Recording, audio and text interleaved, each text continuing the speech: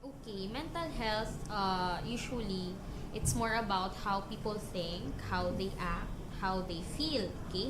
So, mental health covers how well does a person think. Okay ba siya? Do they think nga, do a person, like for example, ako, do I think nga gusto ko i-kill akong self?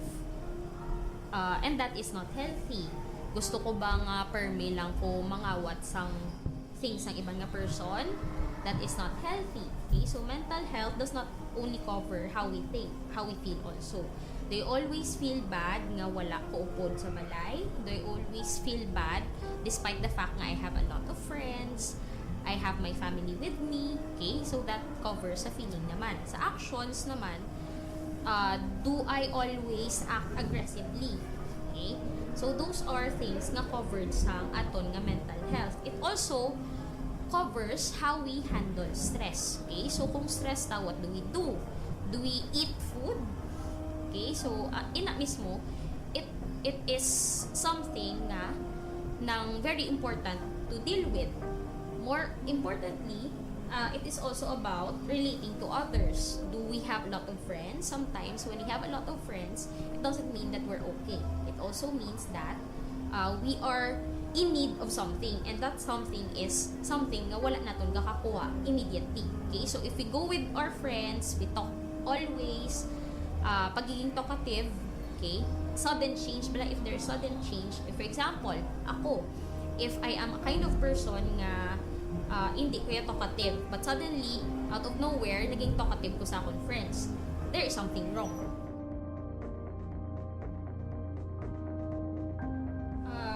Mental illness, as what I've said, is more on if may problem na to sa aton, how we think, how we act, and how we feel. Okay? When it comes to mental illnesses, most psychological practitioners in our field, we call them mental disorders. Okay? Mental disorders, ato na gid siya ang need for attention, need na gid siya i-address through therapy and medication. Okay? Disorders like, for example, with our mood, feelings na siya usually, with how we think, that's cognitive, and with our behavior, that covers action. Okay?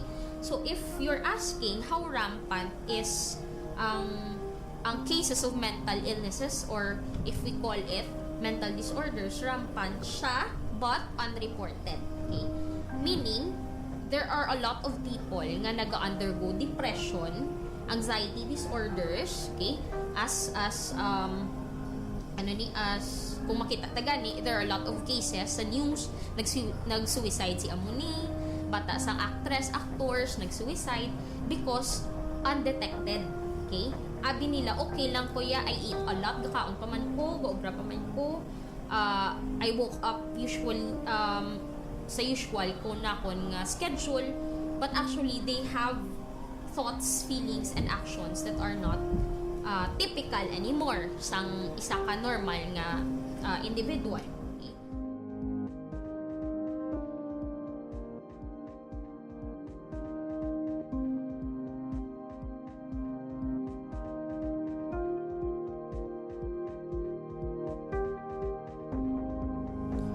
Good question. Indeed, there are individuals who claim na may mental disorder sila when in fact wala, because they want to get away with the crime, they want to get away with the law. Okay? So, amo na siya nga may ara ta insanity defense in court, meaning that the lawyer would prove nga buang siya at the time nga nag-commit siya murder, when in fact hindi. Pero in cases nga wala nag-deal with committing crimes or being committing behaviors nga against the law, if it's more about emotional or about thoughts or about actions, it is real. Okay? It is something that we need to address again. Okay? So, nga ginahambal siya nga hindi tuod because in our society, especially in the Philippines, nga in denial of those facts, ginahambal nila nga hindi siya tuod because abi nila or they think nga negative kung matag ka as someone nga may mental disorder. Abi nila no hope when in fact there is.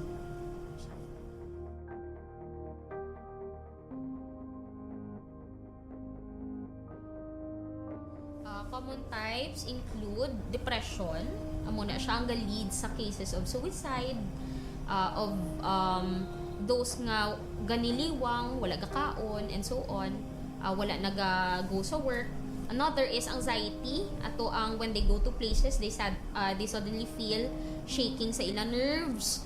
Grabe sila mag-sweat, grabe kubas ang ilang dughan, and they sometimes nagakalipong sila, and other people think buang sila. Wala man cause for you to panic, pero nagapanik ka. Other than that, of course, most common addiction sa alcohol, drugs, and cigarette.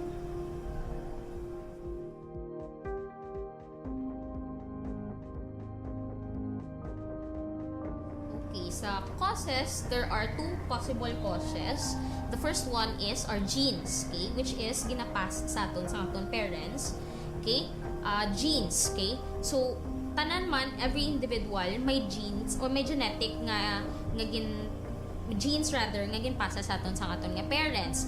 Other than that, we have our environment. So for example, if akon mama may ara siya depression, tendency for depression, and na-acquire ko na siya, meaning I have that inner tendency na. And once I am exposed to environment nga very stressful or very traumatic, for example, na-rape ko or gingkawata, nasunugan kami, depression would occur. Okay, so muna siya ang that's according to one theory that every individual may ara nakita sang kumbaga predisposed factor, that's our genes. Once we are predisposed to a disorder, if we are exposed to an environment nga pwede makatrigger sina, then ma-occur ang disorder.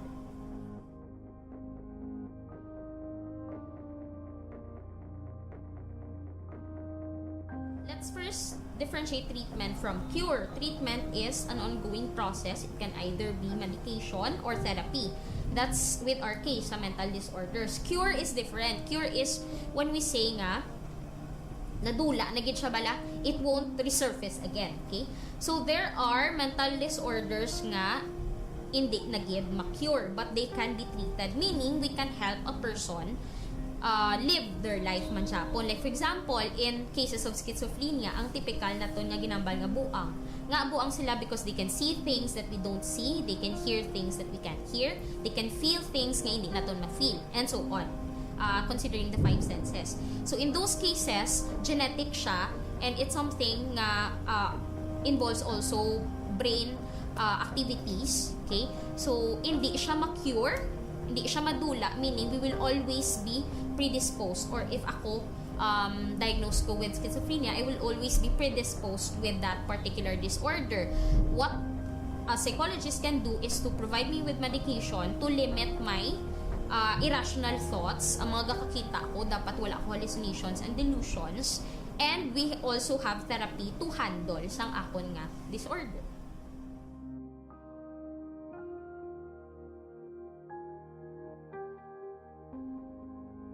Let us be aware. Okay? Awareness means we have to know that this is real, that this is alarming, and we have to know that we can always seek help. This is not something really negative. This is not a case na hopeless siya. Okay? We need to know kung ano na siya ang signs. Okay? So usually, for example, one disorder lang, depression, if may sudden changes sa iya eating habits, di siya katulog, wala na siya naga-work sa iya usual nga day-to-day nga activities, or permi lang siya down, hindi siya mag-iho, okay lang, hindi siya kakaon. Those are signs, and we need to know them. And of course, we need to get to know the person that we're close to. Paano natin mabalaan kung may changes sa behavior if hindi natin siya amo nakakilala? So we need to be aware of our surroundings. Also, we need to know where to go din ta ma-seek help, and that is guidance counselor kung sa school, psychologists, psychiatrists kung when it comes to medication and therapy, and kung simply nga check up once a year, it's very advisable to go to psychologists or psychiatrists. And of course, don't be judgmental. When a friend says nga hindi na ko katulog, subuan ko perme, na you need to, hindi ka pwede kambal nga hala na no kaya eskwela lang to na it's being judgmental. Uy, buang ka na guro.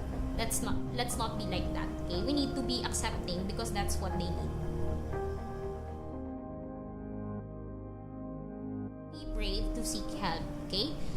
to seek help to the right persons. Hindi sa mga tao nga hambalon ka lang nga wala lang na at tulugin lang, stress lang na. Okay? Go to individuals who have knowledge, who will be able to accept you for who you are and hindi ka pag-in-judge.